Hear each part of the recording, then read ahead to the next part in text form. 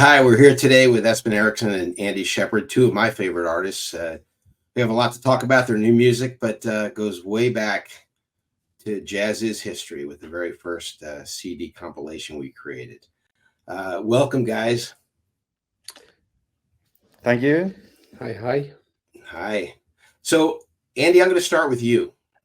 Back in the early 80s, you were on the Antilles label.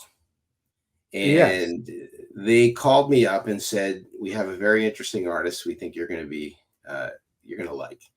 And we like to include Andy Sheppard on the Jazziz sampler. And this is how Jazziz magazine launched. We were a magazine, a print magazine that came with a CD, which was very unique at the time.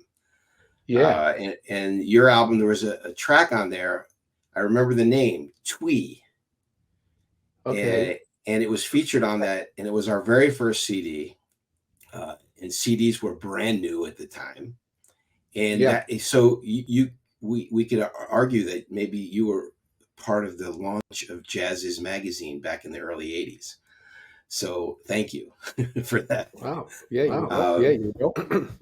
Yeah, and so I'm going to turn to Espen for a second, and we'll talk about lots of things that you've done over the years together and apart. Espen, when I first heard your first trio record, I listened to it, I was moved by it to the point where I actually included it as my favorite album of the year. And what struck me about your trio playing was sort of this jazz, not jazz thing. And what I mean by that is there's clearly jazz and improvisation and all the things we expect from great jazz albums, great jazz players.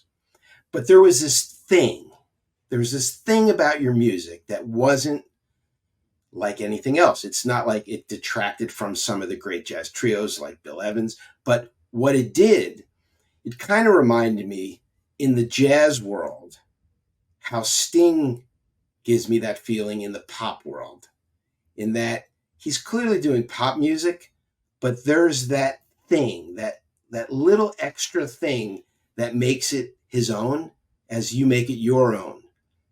Tell me what that thing is. Yeah, if I only knew the answer to that.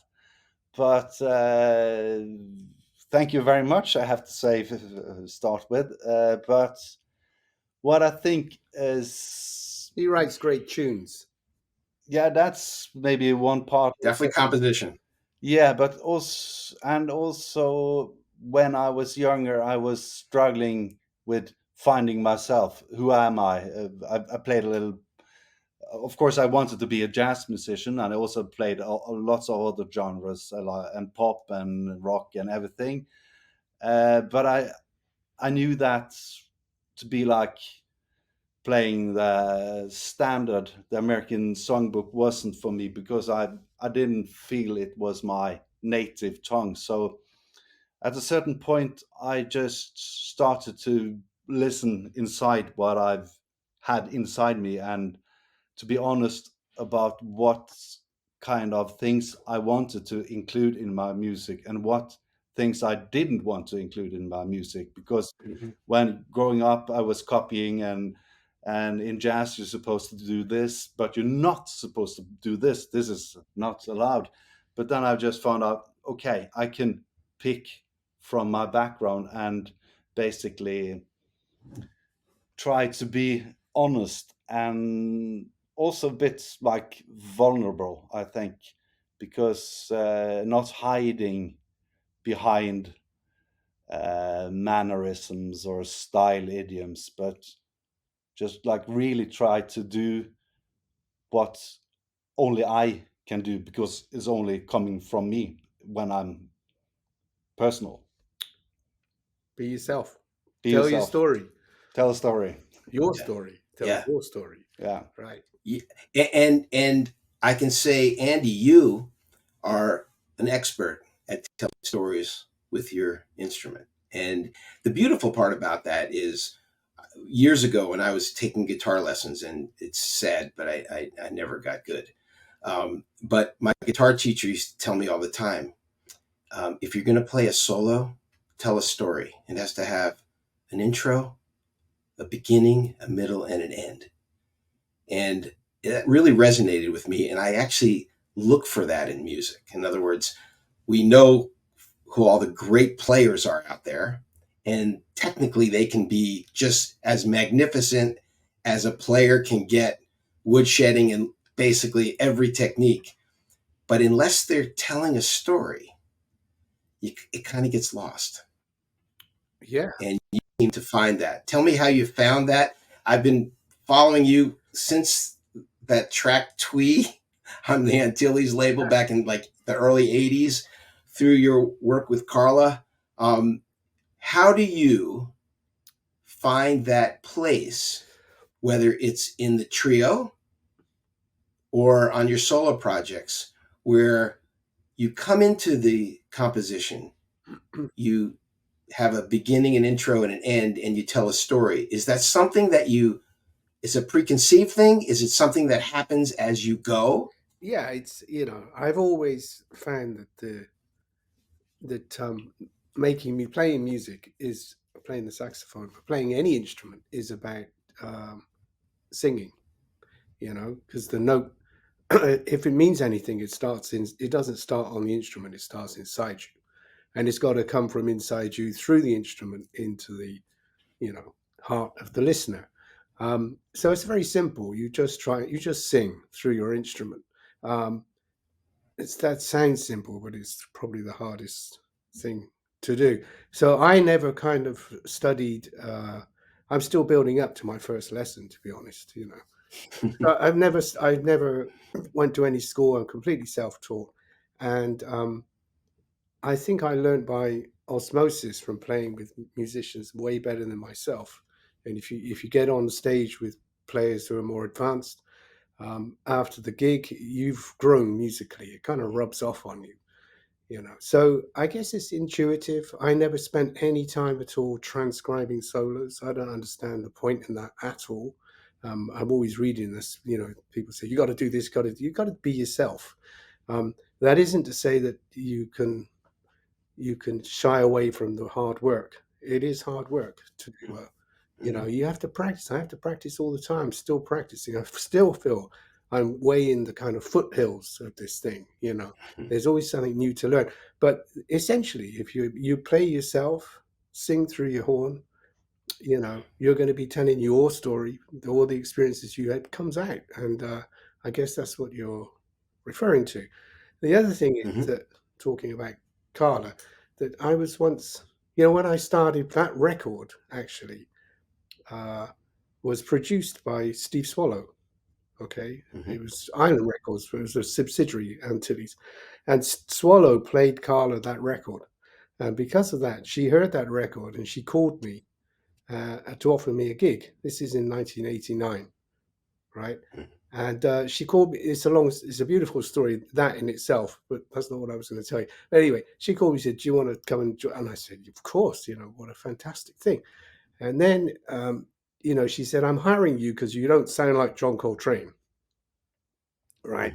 And then cut to kind of years later, just a few years ago, we were in Vienna playing in a club, Porgy and Bess Club in Vienna. And at the end of the concert, Wolfgang Muschpil, the guitar player, and his brother Christian were there, and they came backstage, and I'm with Carla, and I think it was Christian said, "What a wonderful concert! We've just listened to 2 hours of music, and we didn't hear one piano cliche. We didn't hear one cliche, and that's amazing. And thank you so much. It was wonderful." And when he left, I was just in the room alone with Carla, and she turned to me and she said, "All I've ever wanted to do was to be able to play cliches." I turned to her and said, "All I've ever wanted to do was to sound like John Coltrane." We just cracked up. But you've got to be yourself, right? Yeah. Yeah. That's a funny thing. Yeah, because I struggle to be Keith Jarrett, but you cannot be Keith Jarrett. No, but you have to, I think I learned a lot from putting on headphones and playing along with Coltrane, records, but without transcribing, just actually playing along and mimicking, and it kind of all starts to rub off, and then you get into the mechanics of it, and you realize that it's deep, and it's a long, hard path to get a sound and get a concept and understand harmony and time, and and move people with your music. That's the idea. We'd like to give a shout out to the sponsor of this episode, the Jazziz Vinyl Club. Picture this, jazz aficionados. As a member of the Jazziz Vinyl Club, you'll receive not one, not two, but 4 premium edition 180-gram vinyl albums carefully curated by the Jazziz editors. These albums feature tracks from jazz legends and today's top artists handpicked just for you. And here's the cherry on top. These vinyl gems will be delivered to your doorstep 4 times a year. It's like Christmas for jazz lovers all year round. But wait, there's more. Each vinyl album comes complete with liner notes penned by Jazziz writers, offering you a deeper dive into the music and the artist behind it. And let's not forget the custom design album cover that makes these vinyl albums true collector's items. So if you're ready to enrich your jazz collection with the finest tunes and exclusive vinyls, look no further than the Jazziz Vinyl Club. It's the club where music lovers and vinyl enthusiasts unite. Rumor has it that, Andy, it was your wife that pushed you to join Espen. Is there truth to that? Well, yes, my wife pushes me into everything. Really, thank God she's there. But yeah, I saw the trio play at a festival in Norway, in Bergen, just completely by chance, because I was wandering around this festival and had different rooms with different bands playing, and we said, "Oh, what's going on in there?" And we walked in, sat down, and this trio came on stage and started playing, and I thought, man, these guys, I never heard of these guys. Who are they? Shit, they're great. Mm-hmm. And what I noticed immediately was that it was like a band. They were really solid as a band and playing as one. And the music was fantastic tunes, and I just thought, God, these young guys, man, they're so good. I could fit right in there, And I then said to this wonderful alto player who was lead alto in the big band I'd written for and performed with at the festival. And I said, I just heard this band and they were so great. Wow. You guys in Norway, you got some shit happening, And then he told Espen, I don't know if it was him, but the word got to Espen that I'd been at the gig and that I'd really dug it, And then I'd said, I'd love to play with those guys because that's the kind of ballpark I love, And then Espen kindly invited me to a year or so later to do some gigs with him in London at a club in Soho, and that was the start of this wonderful, relationship. So it was very, very organic. Nobody pushed anyone into anything, and we just found that, as I imagined, I could just walk straight on that stage with no rehearsal and fit straight in with these guys, and it's just going from strength to strength, I think. Yeah, and actually it was no struggle at all. It was like we played with you for years the first time in London. Yeah, I mean, I've had a lot of experience in playing with different musicians, different musics, and how to fit into the vibe of that music. Because I've played with really polar opposites. In terms of bands and what is required of me as a saxophone player. Pretty polar opposite is like George Russell's band, which I played for 10 years, and Carla Bley, the trio. I mean, it's like, whoa, completely. I had to be on fire with George. He wanted energy and kind of, a ball of energy firing off on top of this man, and Carla wanted precision and subtlety, and you couldn't suddenly go nuts. If you did, it would upset the apple cart. So you just know, okay, I got this thing, this saxophone, I play this way, and I joined Espen, and the tunes are so great, the harmonies were great. It was very easy and very natural, and there's no record company or anyone sort of making a buck saying, this guy should get this guy, and no, it's just we played and it worked. Right?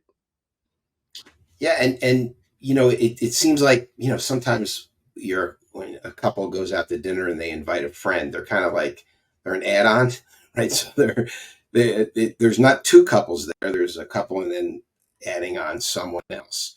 it seemed much more natural than that. But of course, we're dealing with the nomenclature that it's the trio plus Andy.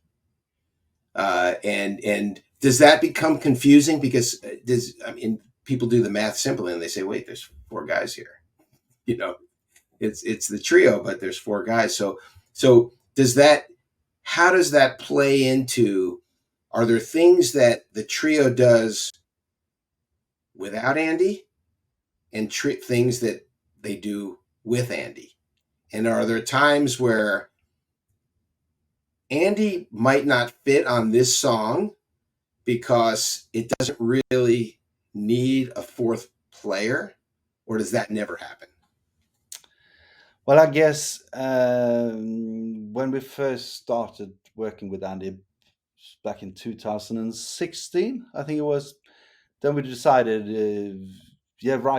we played 2 gigs on a Sunday, a matinee and then the evening concert. And then in the evening after the gigs, drank some beers and decided, let's play more, let's do a record. And then the first record came out in 2018, and since then we've decided in the trio we've got to keep both things. So now we actually have like 2 bands. We have Espen Eriksen trio, and then we have Espen Eriksen trio with Andy Sheppard. So now our thing is to do every second studio album with trio, and then with Andy. And I think it's also important for us to do like the trio is the fundament, but and also over the years we're building more and more quartet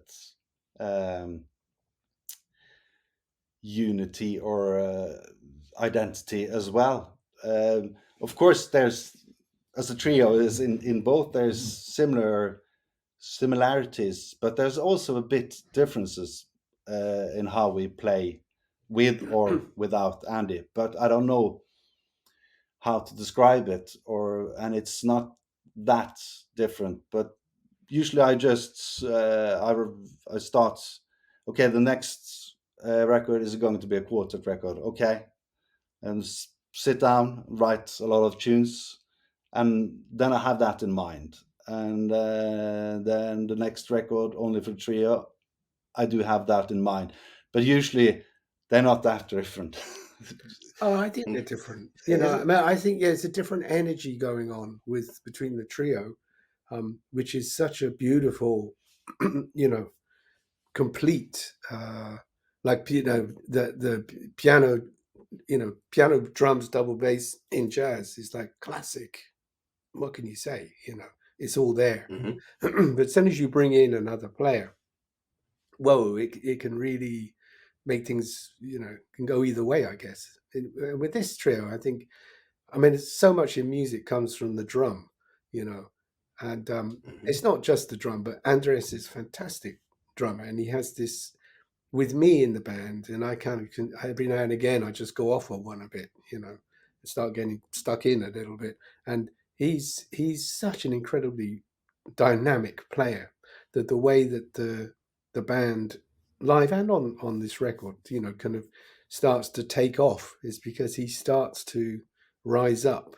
It's like, okay, here we go, and that energy kind of starts fizzing up, and that's different to the kind of trio energy, which is much more poetic and contained. I think. I mean, it's hard. I don't know what happens, Yeah. really. It's like the music comes in the room or it doesn't, and I think for me it feels different. The records and also seeing you guys as a trio, and it's wonderful that you've kept that option and kept it going, kept the identity of the the piano trio, and yet still working with me. I haven't been fired yet, anyway.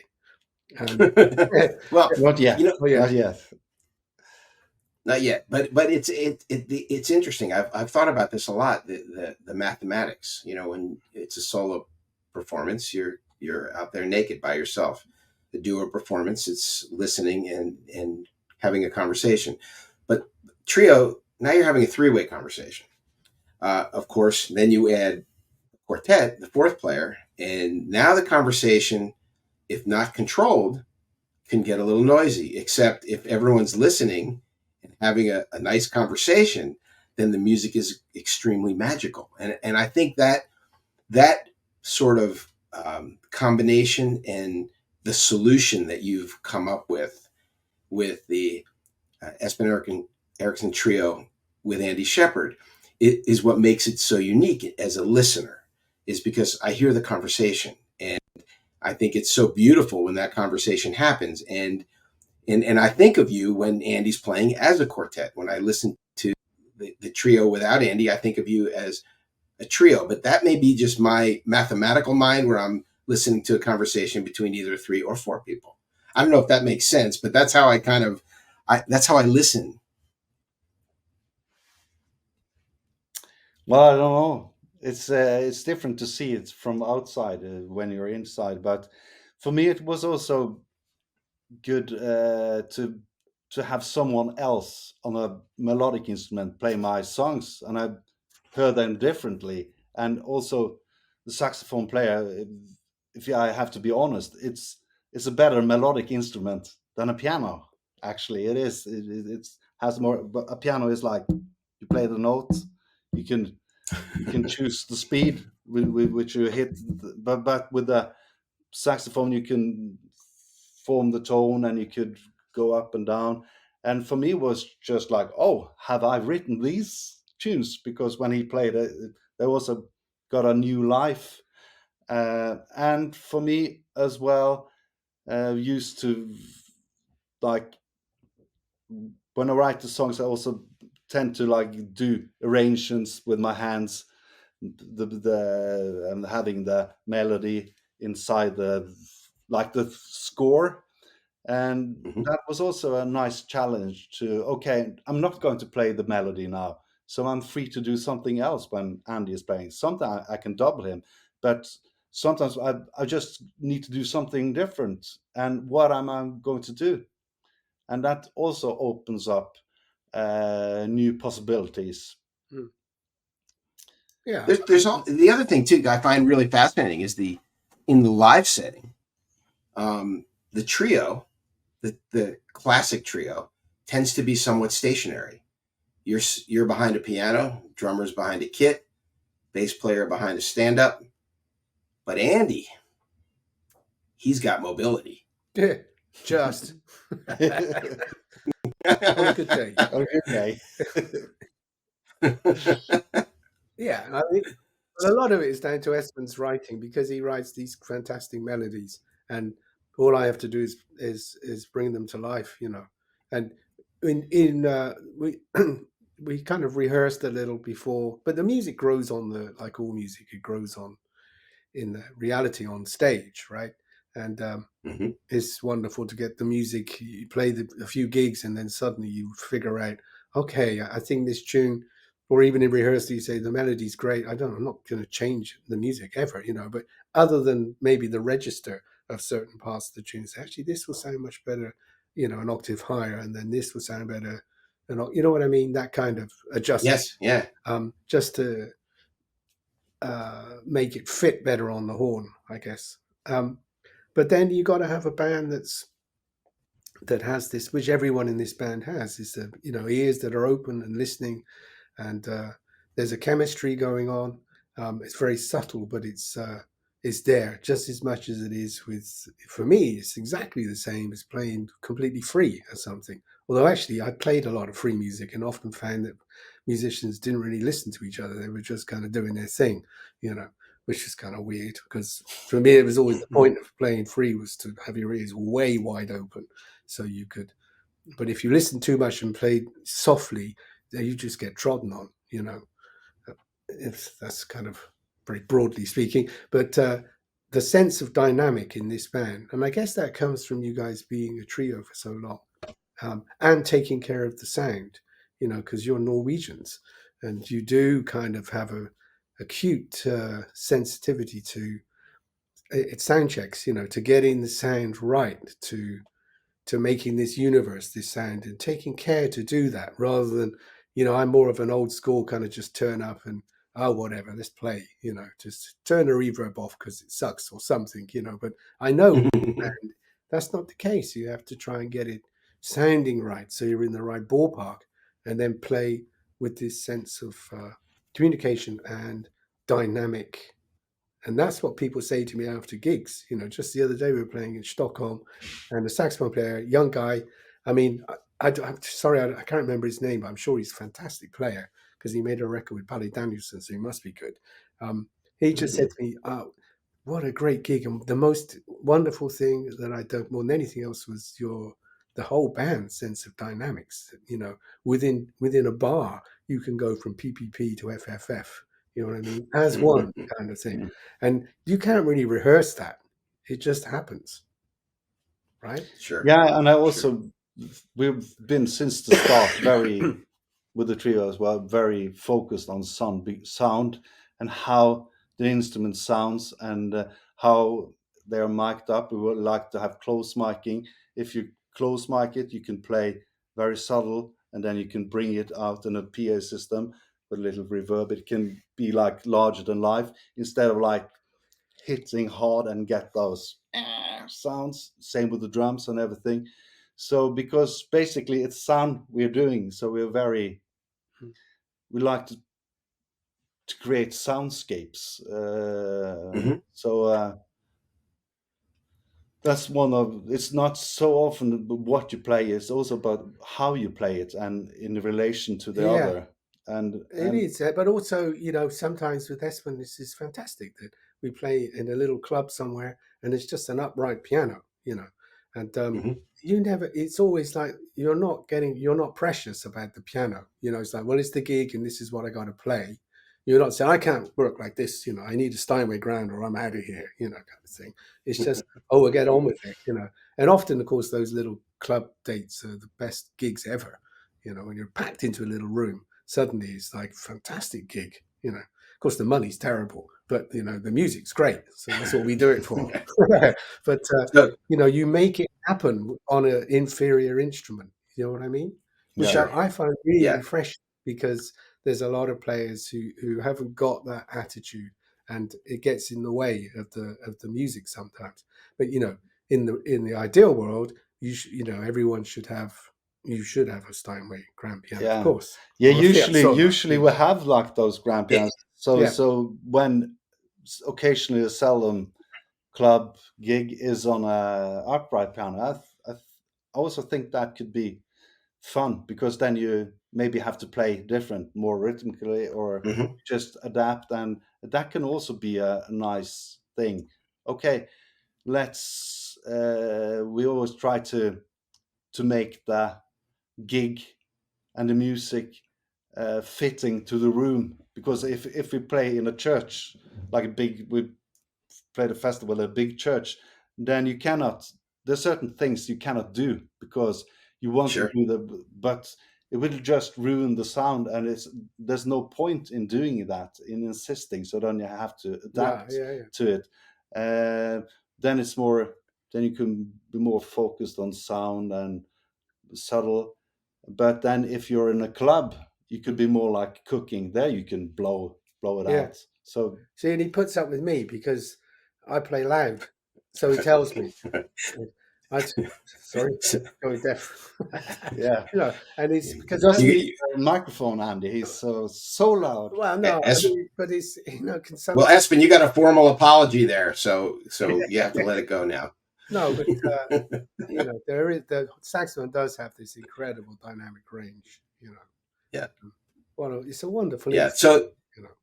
So the aesthetic, of your music, I also see it in your album covers. I mean, there's a certain aesthetic. I mean, the artwork to the soundscape. Tell me about your album covers, because they've all been very interesting, very beautiful. I'm assuming because of the sort of Thank you. thread, the similar theme through all of them, that you probably had something to do with it. No, actually, there's this label designer on Rune Gramophone, which is called Kim Hjortøy, and he does all the artwork. And it was funny that you mentioned that, because he usually have like one, yeah, has one. and he sends them to me and Rune, and we could give a little feedback. Maybe he does one more. But on the first, actually on the first album we did, um, Rune told him that maybe for the first time he said, like, gave him some direction to it, because Kim Hjortøy, he has do whatever he wants because he's the house designer on Rune Gramophone. But then he said maybe on this one you could think a little along the lines of ECM, Yeah. like maybe some gray. But then he came up with this pink cover, and Rune said he did this exact opposite of what I suggested, and I love it.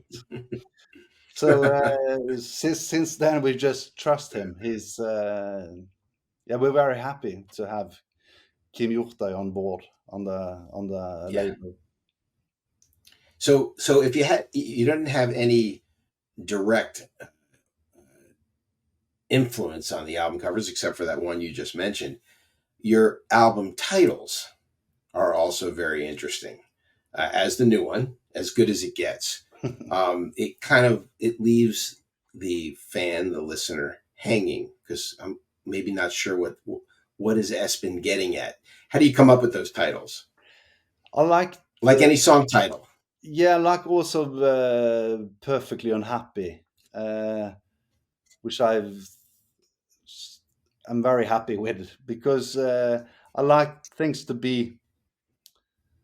have more than one side. So Perfectly Unhappy was like a self-ironic observation that many of my tunes got this melancholic element, but they can at the same time be uplifting. So it's kind of a happy melancholy. So it's good to be perfectly unhappy.